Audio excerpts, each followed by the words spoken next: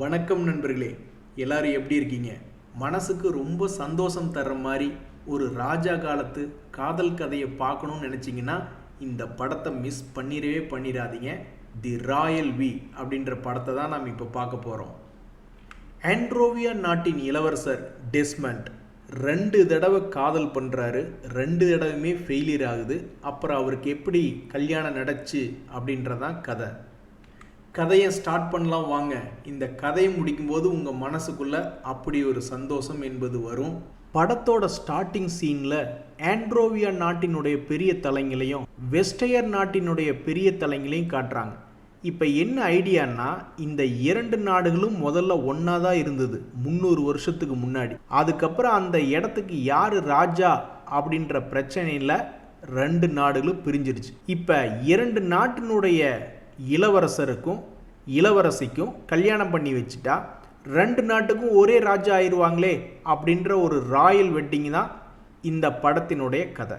ஆண்ட்ரோவியா நாட்டினுடைய இளவரசர் டெஸ்மண்ட் பார்க்கறதுக்கு ரொம்ப எளிமையாக இருக்கார். ஆனால் பேச பேச பழக எல்லாத்துக்குமே பிடிச்சிரும். இப்படி ஒரு மாப்பிள்ளை நம்மளுக்கு கிடைக்காதா அப்படின்னு எல்லா பெண்களும் ஏங்குற மாதிரி இருப்பார். வெஸ்டயர் நாட்டினுடைய இளவரசி கரோலினா பார்க்குறக்கே கொஞ்சம் படபடப்பாக பேசுகிறவங்களாகவும் நினச்சதை செய்யக்கூடியவங்களாக இருக்காங்க. இவங்க 2 பேர்த்துக்கு இப்போ திருமணம் நிச்சயம் நடக்குது. நம்ம இளவரசர் என்னமோ ஹாப்பி மூடில் தான் இருக்கார், ரொம்ப கேஷுவலாக இருக்கார்.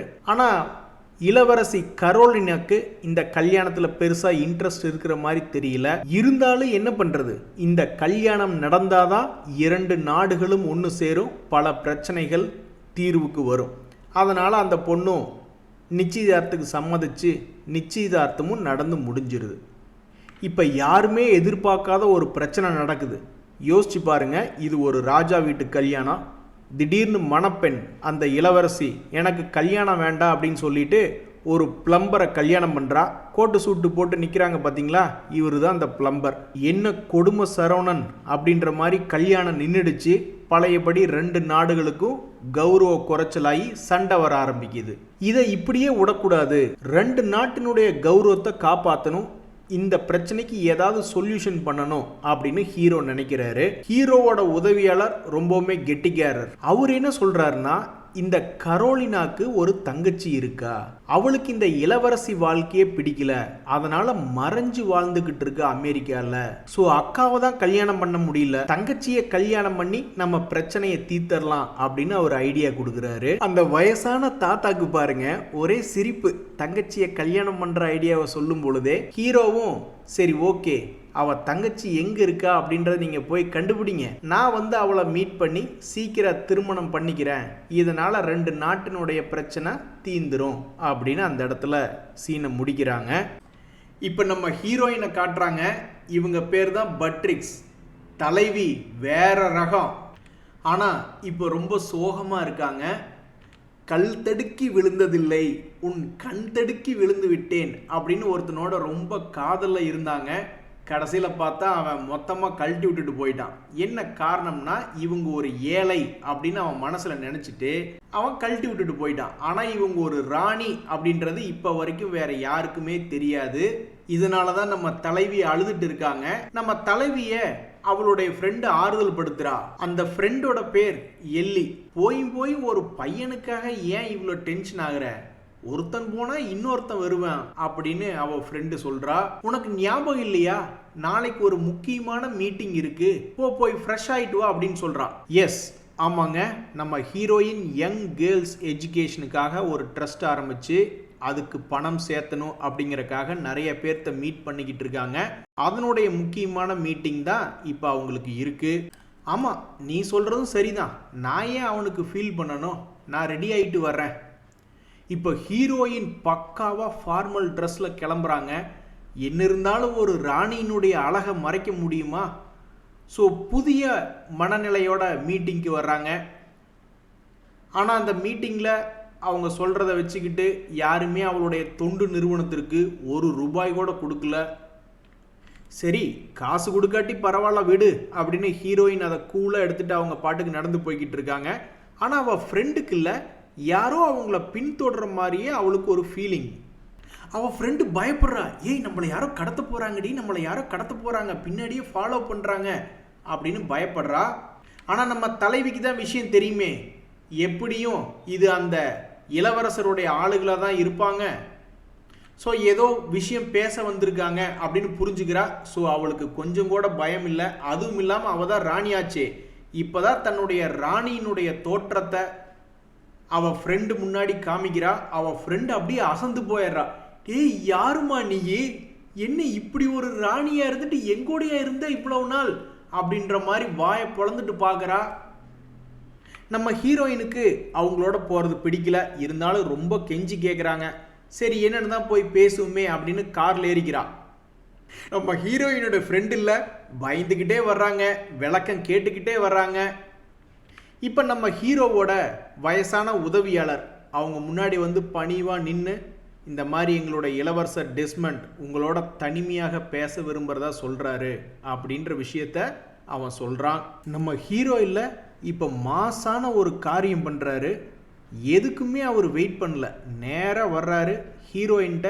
இந்த பாருமா, எனக்கும் அக்காவுக்கு நிச்சயதார்த்தம் ஆச்சு, ஆனால் அவன் என்னை விட்டுட்டு ஒரு பிளம்பரோட போயிட்டா. இப்போ நம்ம நாட்டினுடைய ஒற்றுமை ரொம்ப முக்கியம் அப்படின்றது உனக்கு தெரியும். அதனால நான் உன்னை கல்யாணம் பண்ணிக்கலாமா, உனக்கு இது ஓகேவா அப்படின்னு டக்குன்னு முட்டி போட்டு மோதிரத்தை எடுத்து நீட்டிடுறாரு.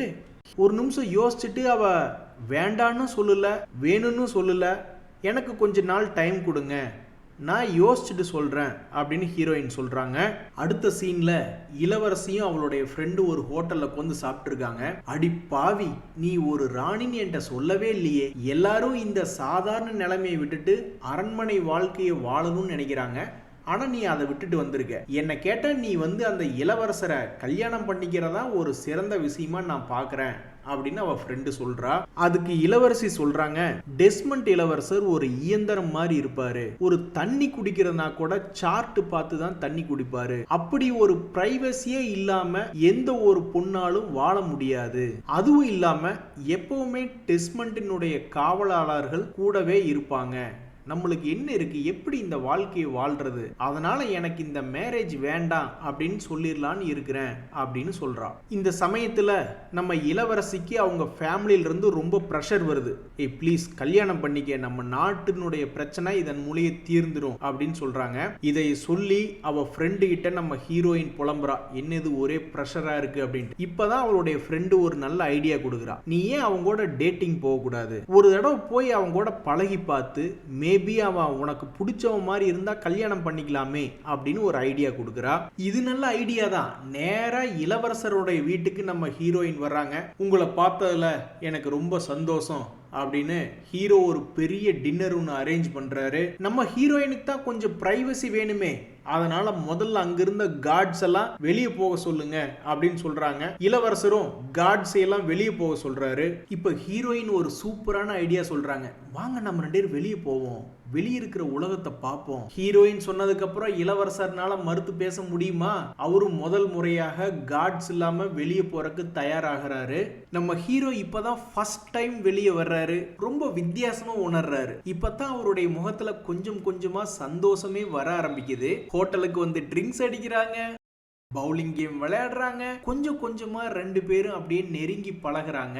இத்தனை நாளா இப்படி சந்தோஷத்தை எல்லாம் மிஸ் பண்ணிட்டனே அப்படின்னு ஹீரோ ரொம்ப வருத்தப்படுறாரு. இவங்க 2 பேரும் இப்படி சந்தோஷமா இருக்க போகையில ஒரு பிரச்சனை வருது. நம்ம ஹீரோவை காணோம், யாரோ கடத்திட்டு போயிட்டாங்க அப்படின்ற தகவல் பரவறதுனால இவங்க 2 பேரும் உடனடியே திரும்பி பேலஸ்க்கு வர்றாங்க. ஹீரோயின் சொல்றாங்க, இந்த பிரச்சனைக்கெல்லாம் நான் தான் காரணம், எந்த ஒரு தண்டனையா இருந்தாலும் எனக்கு கொடுங்க அப்படின்னு சொல்றாங்க. ஆனா ஹீரோ பாருங்க எப்படி சப்போர்ட் பண்றாரு. மனுஷன் தான் ரொம்ப நெருங்கி வந்துட்டாரு. இல்ல நானா தான் வெளியே போய் உலகம் எப்படி இருக்கணும்னு பார்க்கணும்னு விருப்பப்பட்டேன், அவங்க சொல்லி எல்லாம் நான் வரல, நானா தான் வந்தேன் அப்படின்னு ஹீரோயினுக்கு ரொம்ப சப்போர்ட் பண்றாரு. ஹீரோயினுக்கு இது ரொம்ப பிடிச்சு போச்சு. அவங்க உடனே நிச்சயதார்த்தத்துக்கு ஓகே அப்படின்னு சொல்லிட்டாங்க. இவங்க 2 பேர்த்தினுடைய கல்யாண நிச்சயதார்த்தம் ரொம்ப ஆடம்பரமா செய்யப்படுகிறது. அரண்மனை முழுவதும் எல்லாரும் மகிழ்ச்சியா இருக்காங்க. சும்மாவா 2 கண்ட்ரீஸும் ஒன்னு சேர போகுது. இப்போ ஒரு நியூஸ் பயங்கரமான வைரல் ஆகுது. 20 வருஷமா ஒரு இளவரசி தான் ஒரு இளவரசின்னு சொல்லாம ரொம்ப சாதாரணமா ஒரு வாடகை ரூம்ல குடியிருந்துட்டு இப்ப திரும்பி வந்து இளவரசரோட நிச்சயதார்த்தம் ஆயிடுச்சு அப்படின்னு ரொம்ப வைரலா போயிட்டு இருக்கு. நம்ம இளவரசிக்கு தான் இந்த மாதிரி பப்ளிக்கா இருக்கிறது ரொம்ப பிடிக்காது, பிரைவசியா இருக்கணும்னு எதிர்பார்ப்பாங்க. இருந்தாலும் இப்ப நிலைமை கையை மீறி போய்கிட்டு இருக்கு. நம்ம ஹீரோயின் எங்க போனாலும் ரொம்பவும் மரியாதை கொடுக்கறாங்க. நம்ம ஹீரோ கூட அனாவசியமா ஹீரோயினோட ரூமுக்கு போறது இல்ல. சரி நிச்சயதார்த்தம் ஆயிடுச்சு போய் அப்படி இப்படின்னு பேசுவோம், அந்த மாதிரி எதுவும் கிடையாது. ஹீரோயினை டிஸ்டர்ப் பண்ணக்கூடாது அப்படின்னு நினைக்கிறான். அவன் செய்யறத பார்த்தோன்னே அவளுக்கு ரொம்ப பிடிச்சு போயிருது. சரி நம்மளே அவனை கூட்டிட்டு போய் பேசுவோம் அப்படின்னு இவங்க ரெண்டு பேரும் மேல பால்கனிக்கு போயிட்டு மனம் விட்டு பேச தொடங்குறாங்க. நம்ம ஹீரோக்கு வாயெல்லாம் பல்லு. இந்த மாதிரி சந்தோஷத்தை அவர் அனுபவிச்சதே இல்ல. நட்சத்திரத்தை பார்த்து ரொம்ப ஜாலியா ரொமான்ஸா ரெண்டு பேரும் பேசிக்கிட்டு இருக்காங்க. நீ அந்த நட்சத்திரம் மாதிரி அப்படின்னு சொல்லு விடுறார் ஹீரோ. உங்க அக்கா என்னைய பிடிக்கல அப்படின்னு சொல்லிட்டு ஒரு அழகான பையன் தான் வேணும் அப்படின்னு அவனை கல்யாணம் பண்ணிட்டு போயிட்டா. நீ நம்பினாலும் சரி நம்பலினாலும் சரி உன்னை கல்யாணத்துக்கு நான் வற்புறுத்த மாட்டேன். உன்னை சந்திச்சதே எனக்கு போதும். நான் இப்போ ரொம்ப மகிழ்ச்சியா இருக்கேன். இந்த வாழ்க்கையை நீ எனக்கு கொடுத்துருக்க, உனக்கு நான் நன்றி சொல்லியே ஆகணும் அப்படின்னு சொல்றாரு. இதை கேட்ட ஜெனிஃபர் அப்படியே ரொம்ப எமோஷனல் ஆயிடுறா. இப்போ ரொம்பவுமே லவ் பண்ண ஆரம்பிச்சிட்டா டெஸ்மண்ட்டை. அப்படியே தூங்கிடுறாங்க. அட கடவுளே இது என்ன விடிஞ்சிருச்சு அப்படின்னு ரெண்டு பேரும் பரபரப்பா சரி திரும்பி ரூமுக்கு போயிடலான்னு போறப்ப அவருடைய உதவியாளர் கரெக்டா அந்த இடத்துல வந்துடுறாரு. ரெண்டு பேரும் மோசமா அப்படியே வளைஞ்சுக்கிட்டே சமாளிக்கிறாங்க. இந்த இடத்துல சீன் அப்படியே கட் ஆகுது. இப்ப ஹீரோயினுக்கு என்ன கவலைன்னா, அமெரிக்கால ஒரு பையனை லவ் பண்ணிட்டு இருந்தா அவன் நம்மளை கழட்டி விட்டுட்டு போயிட்டான், ஒருவேளை தேஸ்மண்டும் நம்மளை கழட்டி விட்டுருவாரோ அப்படின்னு பயப்படுறா. அதுக்கு ஃப்ரெண்ட் இல்ல, சீச்சி அவர்லாம் அந்த மாதிரி ஆளே கிடையாது அப்படின்னு சொல்லி சமாதானப்படுத்துறா. திருமண நாள் நெருங்கிக்கிட்டே வருது. இப்ப ரெண்டு குடும்பங்களுக்கும் இடையில ஒரு லஞ்ச் அப்படின்றது போய்கிட்டு இருக்கு. இப்படி லஞ்ச் சாப்பிட்டு இருக்கிற நேரத்துல ரெண்டு ராஜாக்களும் சும்மா ஒரு பெரிய மனுஷங்க மாதிரியே நடந்துக்கல. சும்மா இவர் அவரை பத்தி குற்றம் சொல்ல, அவர் இவரை பத்தி சொல்ல, ஏதோ ஒண்ணு ஒரு பெரிய மனுஷங்க இல்லாம ஒரு மாதிரி சண்டை வர்ற மாதிரி பேசிக்கிட்டு இருக்காங்க.